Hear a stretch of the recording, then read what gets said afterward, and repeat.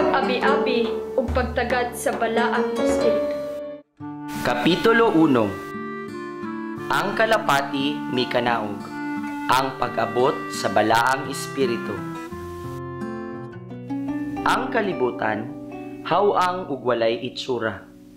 Ang kadagatan gitabunan sa kangitngit ug ang espiritu sa Dios naglihok ibabaw sa katubigan. Genesis Kapitulo 1, versikulo 2. Niini nga kapitulo, gusto kong magbutang og lig-on nga pundasyon alang sa relasyon uban sa balaang espiritu. Kini nga pundasyon mao si Jesus. Ang balaang espiritu ang mutukod sa tanan, ibabaw niini nga pundasyon. Sa dili pa ka magkaton unsaon pagbaton og relasyon sa balaang espiritu, kinahanglan nga may tinuod ka nga relasyon kang Hesukristo, isip nga imong personal nga manluluwas. Dili paigo ang gamay ug relihiyosong pag-ilalamang kang Jesus. Sa diha nga si Jesus mahimo nga imong pundasyon, magsugod ka sa imong maaghaton nga panaw uban ang Espiritu Santo. Ibutang ta nga gusto nako magtinguha sa pagpakigigala sa presidente sa Estados Unidos. Dili igo ang hugot nga tinguha nga maangkon kana nga pakikigala kaniya. Mahimo kong magpagutom, muprotesta o mubarog atubangan sa White House nga may paglaom nga mapansin ko niya. Makapadala ko kaniya og daghang mga sulat ug mga email ug magsigi og sunod-sunod sa iyang mataglihok. Apan kanang tanan, posibleng mo resulta sa pagdakop kanako ug dili mo resulta sa pakikigala kaniya. Bisan pa man, ang anak sa presidente dili na kinahanglan nga buhaton ang bisan unsa niini. Ang iyang amahan ang magsugod sa pakigrelasyon base sa kamatuoran nga siya iyang anak. Ang koneksyon sa pagkaparyente sa presidente sa iyang anak mao ang nagpahimutang sa pundasyon aron nga may suod nga relasyon ang anak kaniya. Tuguti ko nga isulti kini sa laing paagi. Ang koneksyon sa pakikigala sa balaang espiritu nga gibatunan niya diha kanimo mao ang pundasyon sa imong relasyon kaniya. Nahibulong ka ba nganong gusto sa balaang espiritu nga magbaton og relasyon kanimo? Tungod ba sa imong pag-ampo, pagpuasa ug mga pagsakripisyo? Tungod ba kay ikaw nag-ebanghelyo o tungod kay anaa ka sa full-time nga buluhaton? Dili gayud. Ang pakigrelasyon sa balaang espiritu diha kanimo nakabase kang Jesus. Dili sa imong kagutom, pagpaubos o pagkabalaan. Si Jesus ang pundasyon sa pakigrelasyon sa espiritu kanimo. Sa wala pa kita maluwas, ang balaang espiritu naguban kanato. Naninguha nga ipadayag si Jesus kanato. Apan, ang balaang espiritu magsugod sa iyang pagpamuhat dinhi kanato human lamang sa pagdawat nato ni Jesus.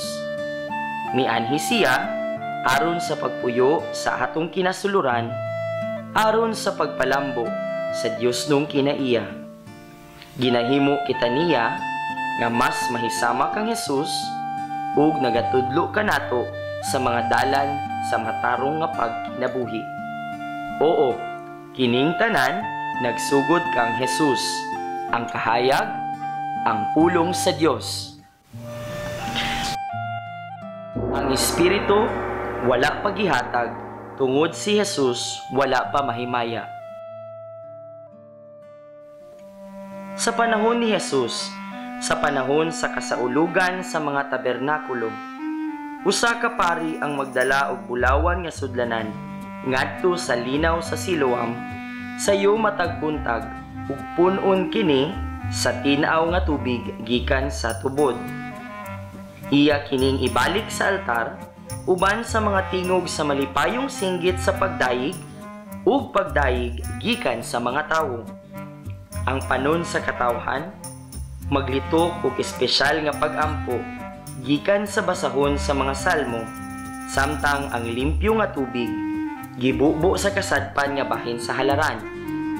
Kini nga ritual maoy usa ka paghandom sa tubig nga gikan sa Dios pinaagi sa bato alang sa mga anak sa Israel sa panahon sa ilang paglatagaw sa kamingawan.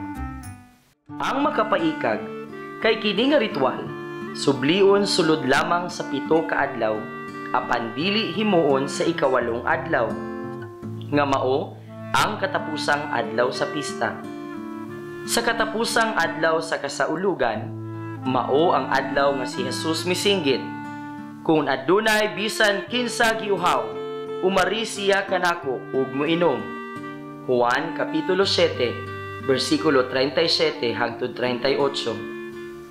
Niadtong adlaw sa dihang walay tubig nga gidala gikan sa linaw sa Siloam, si Jesus mismo ang nitanyag sa mga suba sa buhi nga tubig ngadto sa katawhan. Nagsulti siya mahitungod sa Espiritu nga siya nga magatuo kaniya makadawat, kay ang Espiritu Santo wala pagihatag, kay si Jesus wala pa mahimaya. Juan kapitulo 7 bersikulo 39. Ug hangtod karon si Jesus nagsaad kanato og mga suba sa tubig nga buhi, dili bag-ong relihiyon. Ang tanan nga mga kasaulugan sa mga Hudeyo, mga seremonyas ug mga igpapahulay nga gitukod sa daang tugon usa lamang kaanino sa mga butang nga moabot. Apan si Jesus mao ang aktwal nga kahulugan nilang tanan. Kolosas kapitulo 2 bersikulo 16 taman 17. Si Jesus mao ang realidad luyo sa ritual sa kasaulugan sa mga tabernakulo. Siya ang bato nga giimnan sa Israel. Unang Korinto kapitulo 10 bersikulo 4. Huna balik sa dihang gibunalan ni Moises ang bato, ang tubig migula. Exodo kapitulo 17 bersikulo 5 taman 6. Ang sama nga butang nahitabo uban sa atong manluluwas. Sa dihang si Jesus gilansang sa krus, tubig ug dugo ang migula sa iyang kilid sa dihang gidunggab siya sa usa ka sundalong Romano sa usa ka bangkaw. Juan kapitulo 19 bersikulo 34. Kini nahimong usa ka mahinungdanon nga hulagway sa paghinlo pinaagi sa dugo ni Jesus ug pinaagi sa tubig sa Espiritu Santo. Sama sa giingon sa usa ka magwawali sa ikaduhang siglo nga si Tertullian, kun si Adan usa ka larawan ni Kristo, ang pagkatulog ni Adan mao ang kamatayon ni Kristo nga natulog ngadto sa kamatayon, nga sa samad sa iyang kilid nahimugso ang simbahan, ang tinuod nga inahan sa mga buhi. Sa samang pamaagi nga ang kamatayon ni Jesus sama sa pagkatulog ni Adan, miresulta kini sa pagkahimugso sa simbahan. Sa maong pamaagi nga ang asawa ni Adan si Eva nahimugso gikan sa iyang kiliran samtang natulog siya. Apan labaw pa ni ana, tungod sa kamatayon ni Kristo, gibubo ang balaang espiritu sa tanang mga magtotoo. Miingon si Apostol Juan nga ang balaang espiritu wala pa mahatag tungod si Jesus wala pa mahimaya. Juan kapitulo 7 bersikulo 39. Ang nahimaya niini nga teksto nagsulti sa kamatayon, paglubong ug pagkayab ni Jesus ngadto sa langit. Ang amahan naghulat sa anak nga mahuman ang iyang buhat sa pagbayad dito sa krus, ay ipadala ang iyang espiritu sa mga magtotoo. Ang manifestasyon sa pag-abot sa balaang espiritu miabot lamang human nga gihimaya ug milingkod si Kristo sa tuong kamot sa amahan sa langit. Misunod ang Pentecostes human sa krus. Ang kamatayon, paglubong ug pagkabanhaw ni Kristo mao ang sukaranang pundasyon sa kinabuhing puno sa Espiritu Santo.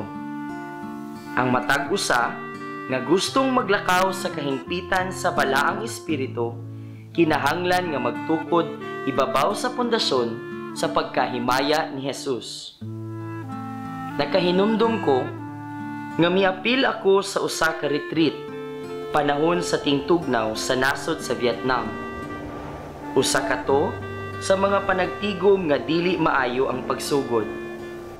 Tungod sa hilabihan kakusog nga pagtagak sa mga nyebe sa bukid, nawala ang kuryente sa mga kabalayan. Nangaguba ang tanang mga suga ug ang tingog sa mga speaker mihunong samtang nagtigom ug ang tigumanan nahimong ngit-ngit ug tugnaw. Mao kini ang unang gabii sa mga panagtigom ug nag-andam na unta ako sa pagministeryo. Sa kalit lang, nakaamgo ako kung unsa ko nakadepende sa suga, sa tingog ug sa kainit sa lugar, imbis nga magdepende ug mosalig ko sa balaang espiritu. Naglisod ko sa pagwali. Wala ako maka-adjust pag-ayo, niining wala damha ug kalit nga kausaban nga walay kuryente. Unya, ako pagayod ang natungnan nga naimbitahan nga ministro dito sulod sa tulo ka mga adlaw. Maura sa gihapon ang sitwasyon sa ikaduhang adlaw, walay kuryente. Ang makatingala, nabati nako nga daw walay espirituhanong gahom kanako. Susama nga wala usab kuryente sa tigumanan. Nahasol ko, nabalaka ug nasanta. Gisulayan ko ang pag-ampo aron maangkon ko ang kadaugan sa akong pakigbisog. Apan dili ako makalampos. May desisyon ako sa pagtagpilaw nga mauhin noon ang nagpagrabe sa akong gibati. Katong gabi una, nagplano ako sa pagwali mahitungod sa balaang espiritu.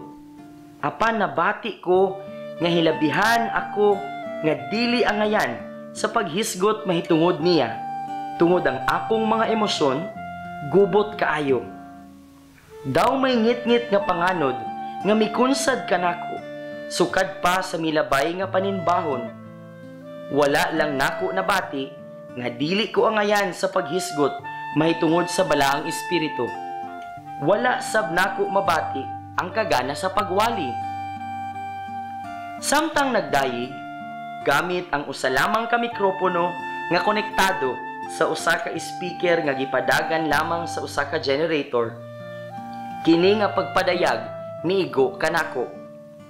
Wala ka nagkinahanglan sa elektrisidad, sa mga suga, sa mikropono, ubisan gani sa kainit aron nga mamuhat ug magpakita ang balaang espiritu.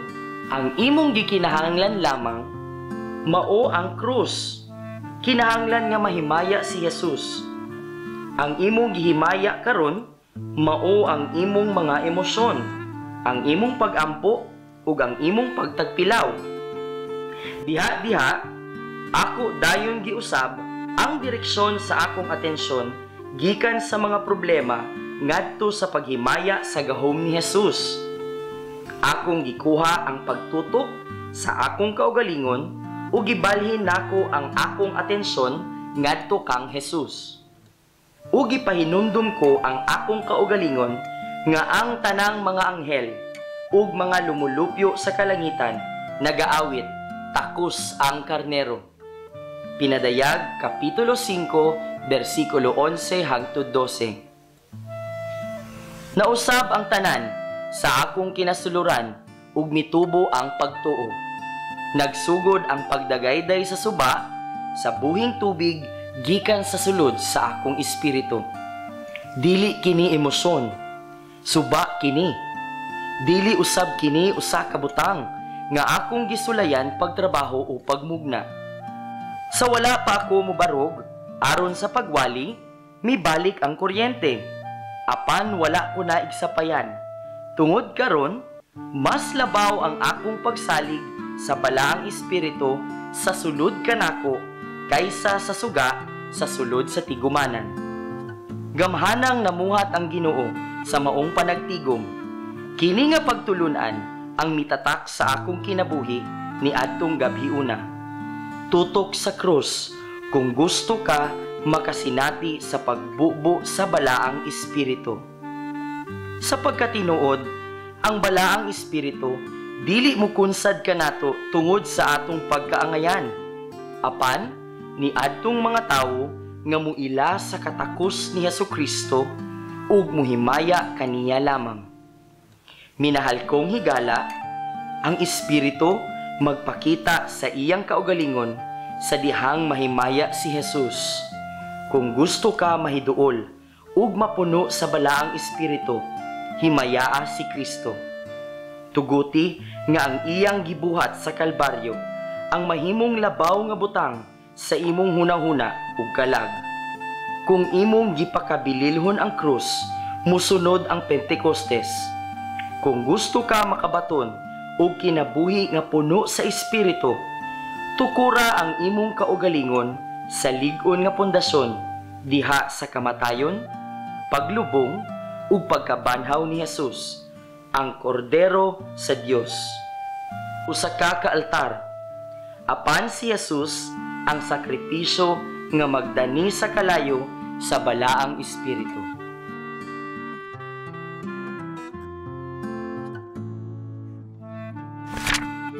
Mga suba, dili jacuzzi. Sa Juan Kapitulo 7, gikumpara ni Kristo ang kinabuhing puno sa espiritu ngadto sa mga suba sa buhing tubig. Juan Kapitulo 7, versikulo 38. Ang mga suba nagpasabot nga daghan, dili lang usa. Itandi nato kini sa Juan Kapitulo 4. Samtang nakikistorya sa babaeng Samarianhon, gitandi ni Jesus ang kaluwasan sa buhing tubig. Juan Kapitulo 4, versikulo 10 taman 14. Adunay kalainan tali sa buhing tubig ug sa mga suba sa buhing tubig. Sa kaluwasan, nadawat nato ang buhing tubig.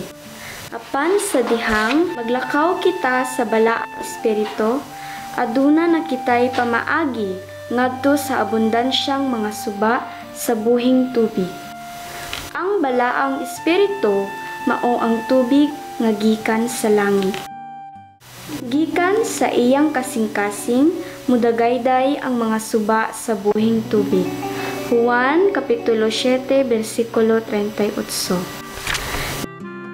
Nahigugma ko sa tubig. Hilabi na ang mga pool ug mga jacuzzi.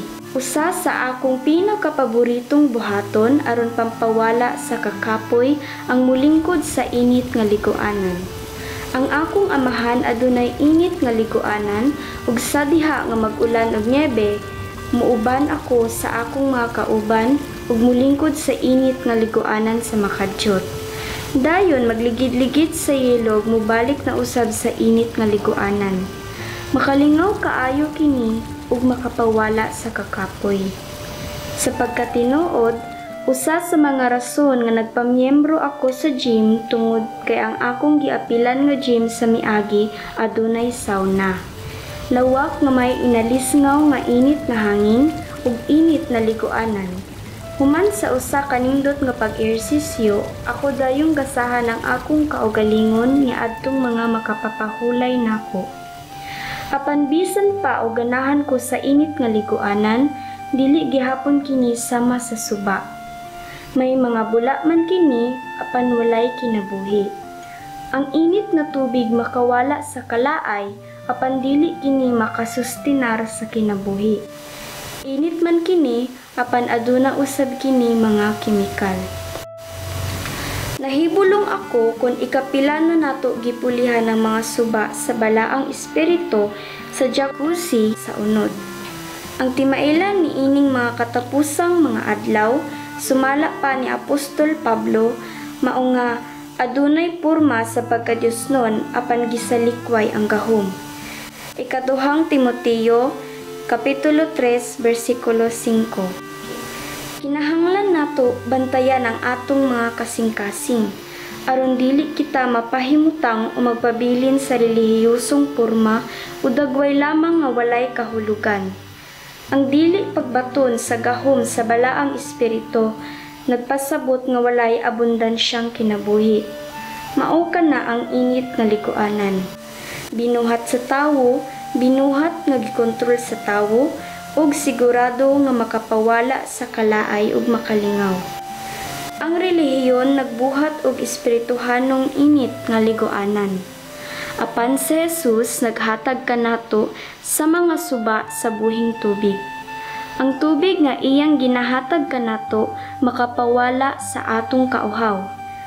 Nasayod ka ba nga dili ka pwede maglingkod sa jacuzzi sa lapas pa sa 15 ka mga minutos tungod makapauga og makapahurot kini sa tubig sa imong lawas? Ang mga suba nga gihatag ni Jesus dili lamang makapawala sa imong kauhaw ug maghatag tubig kanimo apan mudagayday usab kini pagawas aron sa pagtagbaw sa kauhaw sa uban. Tungod kay ang mga suba mohatag og kinabuhi. Ang jacuzzi nagkinahanglan og kuryente para magamit. Ang mga suba maoy mohatag og kuryente alang ni anang jacuzzi. Ang usa nakadepende sa kuryente nga gikan sa gawas, samtang ang usa mohatag sa kinahanglan nga kuryente. Kung wala ang suba sa Ginoo nga magdagayday kanato, mahimo lamang kitang sama sa mga estatwa imbis nga magbubuhat sa pagpamuhat. Sa dihang milingi ang asawa ni Lot, nahimo siyang estatwa nga asin. Ikaw ug ako gitawag nga mahimong asin diri sa kalibutan, dili mga estatwa sa asin. Ang mga estatwa dili mo lihok, dili mo irog ug nakabutang lamang sa usa ka dapit. Ang mga tawo gidisenyo nga mulihok. Sa dihang ang mga magtutuo mapuno sa balaang espiritu, mahimo silang pagpamuhat o pagpanglihok. Oras na para mabadbaran sa espiritual. Panahon na nga mudawat ug mubuhi sa suba sa balaang espiritu ug dili magpabilin sa gamay ug dili mulihok nga sapa sa relihiyon. Lantawa ang imong kinabuhi karon. Nagpabilin ka ba sa imong kanunay nga ginabuhat sa kinabuhi? Wala miabante o gikapoy na sa maura gihapong mga karaang mga butang? Tingali imo nang gibaylo ang mga suba nga maghatag sa kinabuhi ngadto sa tawhanon lamang nga binuhat nga init nga likuanan. Ang mga pulong ni Jesus sa katapusang adlaw sa kasaulugan sakto og tinuod gihapon para kanimo karon. Si bisan kinsa ang giuhaw, papaduula sila kanako og paimna. Juan Kapitulo 7, versikulo 37. Duol sa buhing tubig ug inom. Kana nga ilimnon mahimong usa ka suba. Kana nga suba maoy maghimo kanimo nga kanunay nga may tubig ug basa sa espiritual tungod dili gayud kini mamala. Adunay igong nagabuhagayng tubig nga magapabilin kanimo sa imong paglakaw kauban ang Ginoo sa tibuok mong kinabuhi. Adunay igong gahom ni ana nga suba nga mutabang kanimo sa pagbuntog sa imong unod, sa mga demonyo ug sa kalibutan. Adunay daghan kaayong mahimo ni ana nga suba nga makanunayong mugawas kanimo ug makaapekto sa mga nagpalibot kanimo. Usa ka templo dili lubnganan. Ang propeta nga si Ezekiel nakakita og panan-awon ining buhing tubig nga nagaagas gikan sa templo. Ezekiel Kapitulo 47, versikulo 1 ngadto sa 12. Ang tubig nagisgot sa balaang espiritu nga nagdagayday gikan sa magtuto nga mao ang iyang templo. Gibuhat ka sa Ginoo nga iyang templo, dili usa ka lubnganan. Ang mga lubnganan mao ang kapawlayang dapit para sa patay. Adunay mga gidayan-dayanang mga bato nagkalaing-laing mga kulor sa bulak, ug daghang mga maayong handumanan nga hulagway sa lubnganan. Apan walay kinabuhi. Gitawag ni Hesus ang mga relihiyosong mga tao nga lubnganan, mga dapit diin nga may kinabuhi sa una. Ilang gidayan-dayanan ang ilang panggawas nga relihiyosong kinabuhi sa ilang kinaugalingong pagdisiplina. Apan patay gayud sa sulod. Ang sala maghimo usab sa mga kasing-kasing sa tao nga mahimong lubnganan sa pagkadunot o kamatayon. Apan tungod sa grasya sa Dios, pinagi sa pagtuo, si Hesus makahimo pag-usab sa lubnganan ngadto sa usa ka templo. Mubalhin ta gikan sa lubnganan ngadto sa tanaman. Mubalhin ta gikan sa pagtipig og sala ngadto sa pagtipig og pag-abi-abi sa balaang espiritu. Gikan sa pagkinabuhi sa sikretong sala ngadto sa mahimong sikretong dapit alang kaniya. Balaan ang balaang espiritu, makabisita siya ni bisan kinsa. Apan mupuyo lamang siya sa balaang dapit. Sama nga ikaw ug ako, dili mo kaon gikan sa hugaw nga plato o moinom sa hugaw nga baso. Ang balaang espiritu dili usab magpuyo sa mahugawng mga dapit. Ang nahuman na nga trabaho ni Hesus sa krus, nagmugna og grabe nga pagbag-o. Ang pag-usab sa kasing-kasing nga sama sa labayanan sa basura ngadto sa usa ka puloy-anan sa balaang espiritu. Sa kaluwasan, ang Ginoo naghatag kanato sa bag-ong kinaiya, espiritu o pagkatao, aron mahimo kitang mahalon nga puloy-anan diin magpuyo ang balaang espiritu. Ang kamatayon ni Hesus sa krus wala lamang naghatag og walay katapusang dapit sa langit alang kanato. Apan naghimo usab kanato nga puloy-anan aron nga kapuy-an niya diri sa kalibutan. Ang mga templo dili magtukod sa ilang kaugalingon, lain ang magtukod kanila. Gibag-o kita ngadto sa usa ka templo pinaagi sa nahuman na nga gibuhat ni Hesukristo sa krus. Ang atong mga mayong binuhatan dili makahimo kanato nga usa ka puloy-anan alang sa balaang espiritu. Dili kita mahimong puloy-anan sa balaang espiritu tungod lamang sa atong relihiyosong pagpaningkamot. Dili ni mahitungod sa atong mga gibuhat o pagpaningkamot, pinaagi kini sa kamatayon ni Hesus sa krus. Ang suba mo dagayday ikan sa templo nga mao ikaw. Gihimong puloy-anan alang sa balaang espiritu pinaagi sa nahuman nga gibuhat ni Hesukristo.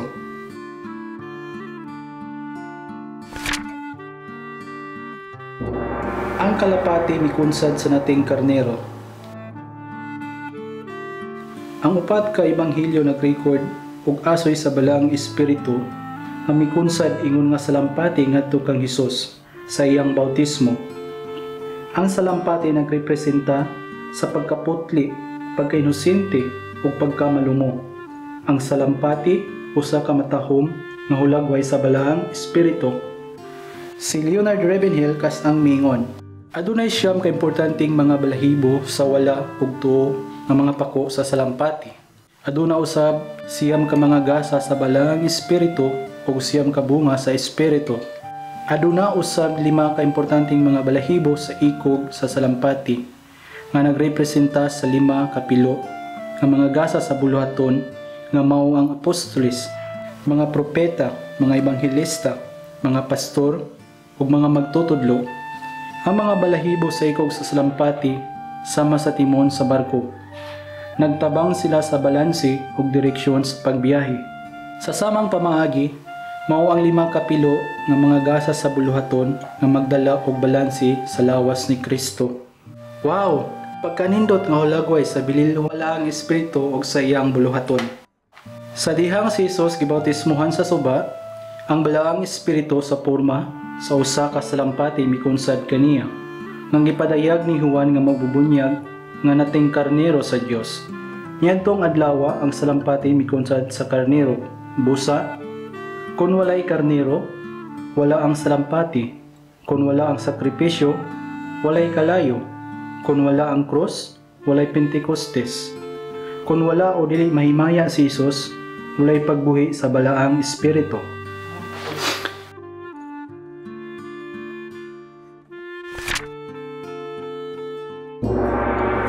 Ang salampati sa arka.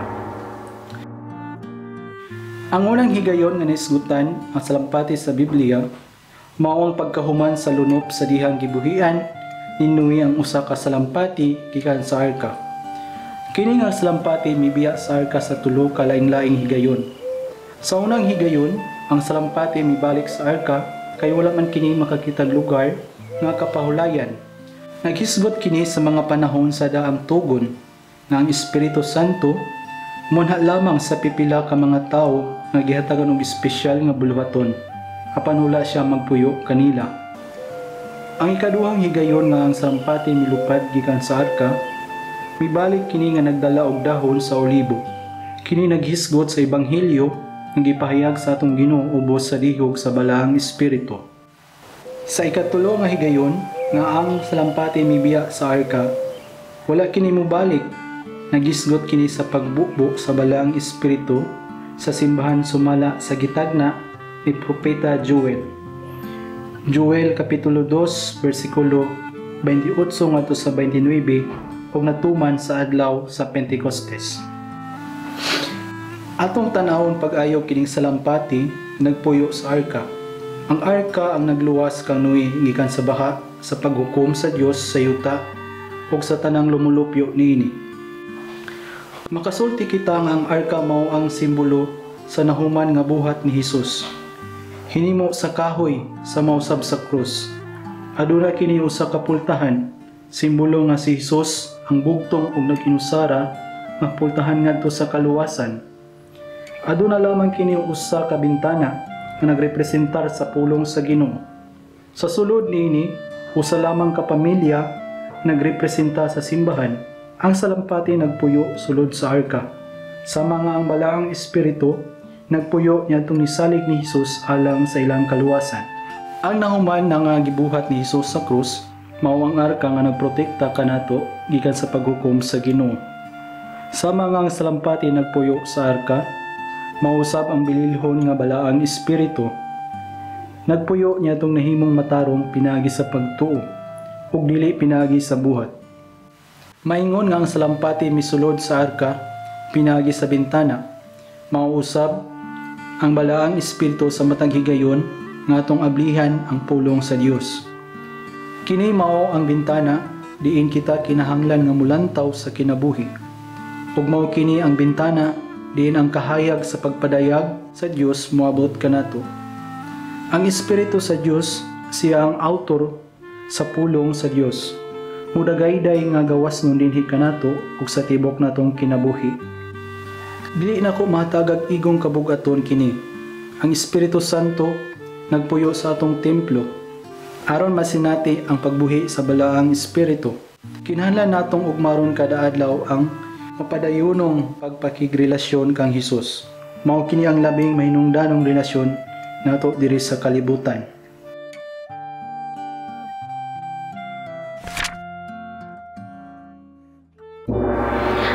Bautismo pinaagi og sa balaang espiritu. Ang nagsulat sa libro sa Hebreo nagsulti kanato nga ang doktrina sa mga bautismo mao ang usa sa mga fundamental nga mga doktrina sa Kristohanong pagtuo. Hebreo 6:1 ngadto sa 2. Nakadungog na tingali ka sa duha ka mga bautismo, ang bautismo sa tubig ug sa balaang espiritu. Apan ang bag-ong kasabutan nagsulti sa labaw pa sa duha ka mga bautismo. Sa pagkatinuod, nagpakita kinig 7 ka mga bautismo. Ang bautismo pinaagi sa balaang espiritu, bautismo sa balaang espiritu ug kalayo, ang bautismo sa pag-antos, ang bautismo ngadto sa panganod, bautismo ngadto kang Moises, ang bautismo ni Juan ug ang bautismo sa tubig. Daghan kana nga mga bautismo. Ang griyegong pulong sa bautismo mao ang baptiso, nga nagpasabot og pagtunlog o paglusbog. Nagsinipikar kini isip nga tibuok nga pagtunlog, dili pisik o pagbubo og tubig sa tawo. Sa dihang gibautismuhan si Jesus sa suba sa Jordan, ang Biblia miingon nga migula o mikawas siya gikan sa tubig. Mateo 3:16. Busa, tibuok lawas siyang gilusbog didto sa tubig. Tuguti ko sa pagpasabot sa kalainan tali sa bautismo pinaagi sa balaang espiritu ug bautismo ngadto sa balaang espiritu. Ang bautismo pinaagi sa balaang espiritu mao ang tibuok nga pagtunlob o pagsulod ngadto sa lawas ni Kristo nga mao ang iyang simbahan. Ang bautismo ngadto sa balaang espiritu mao ang pagkatunlob o pagkahiniusa ngadto sa iyang espiritu. Kahinumdum ka sa unsang pamaagi sa dihang nabautismuhan ka, sa lawak bautismuhanan man o sa suba, nga mipatidlom ka tibuok lawas ngadto sa tubig, mao kana ang bautismo pinaagi sa balaang espiritu, gitunlob o gipatidlom kaniya ngadto kang Ginoong Hesukristo ug sa iyang iglesia. Kini nahitabo sa diha nga naluwas ka. Musunod ni ana, bautismuhan ka ni Jesus ngadto sa balaang espiritu, buot ipasabot nga itunlob kaniya ngadto sa iyang espiritu. Ang pagbautismo pinaagi sa balaang espiritu, pagabuhaton sa balaang espiritu. Ang bautismo ngadto sa balaang espiritu, buhaton ni Jesus. Si Juan nga magbubunyag nagdeklara nga si Jesus mobautismo sa mga tao sa kalayo ug sa balaang espiritu. Sa dihang naluwas ka, nasinati mo ang bautismo pinaagi sa balaang espiritu. Sa dihang mapuno ka sa balaang espiritu, si Jesus ang mubuhat ni ana. Sa adlaw sa kasaulugan sa Pentecostes, si Jesus ang nagbautismo sa mga magtutuo ngadto sa balaang espiritu. Ang espiritu mubautismo kanimo, maghimo kanimo nga miyembro sa iyang lawas. Apan si Jesus ang magbautismo kanimo ngadto sa iyang espiritu aron masangkapan ka alang sa pag-alagad sa iyang gingharian. Ang pagbautismo pinaagi sa balaang espiritu maoy makahimo kanimong miyembro sa simbahan o lawas ni Jesus. Ang pagbautismo diha sa balaang espiritu mao ang pagtunlob ngadto sa dapit sa iyang gahom ug espirituhanong otoridad. Ang balaang espiritu maoy magtanom kanato ngadto sa persona ni Kristo. Ang uban kanato mga Hudiyo, ang uban dili. Ang uban mga ulipon ug ang uban usab dili. Apan kitang tanan gibunyagan diha sa usa ka lawas, pinaagi sa maogi hapong espiritu ug kitang tanan nakig-ambit pag inom sa usa ka espiritu. 1 Corinto 12:13. Maunang diha sa atong kaluwasan, ang pulong nagpadayag nga anaa na kita diha kang Kristo. Diha kang Kristo, bag-o na kitang binuhat. Wala na'y paglaglag sa mga tao nga nahiusa na diha kang Kristo. Nasayod ka ba giunsa nato pagkahiusa kang Kristo? Buhat kini sa balaang espiritu. Gibautismuhan kita ngadto kang Kristo pinaagi sa balaang espiritu. Ang Ginoo naglantaw kanato ug nakita niya si Jesus sa atoa kay anaa man kita kaniya. Ang bautismo pinaagi sa balaang espiritu, mag-una gayud ay haang pagbautismo diha sa balaang espiritu. Ang matag Kristohanon gibautismuhan pinaagi sa balaang espiritu sa panahon sa ilang kaluwasan. Ang pagbautismo pinaagi sa balaang espiritu mahitabo sa diha nga atong dawaton si Jesus ug ang iyang kaluwasan.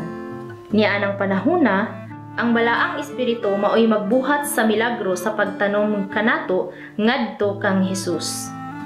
Ang kamatuoran, dili kita mahimong kabahin sa lawas ni Jesus ug sa iyaha nga simbahan kung wala ang pagbautismo nga trabaho sa balaang espiritu.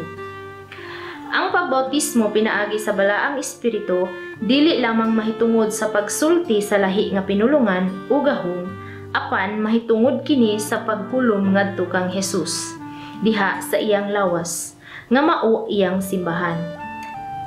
Dayon ang mosunod niana, ihulom kita ni Jesus diha sa balaang espiritu nga maoy maggahom kanato nga makaalagad kita sa Ginoo uban sa gahom.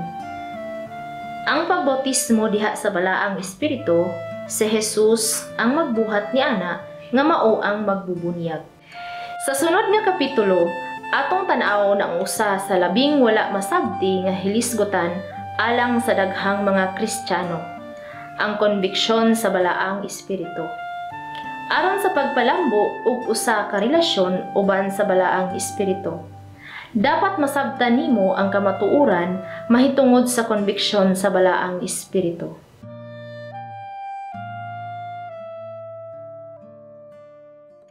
Ang pag-abi-abi ug pagtagad sa balaang espiritu.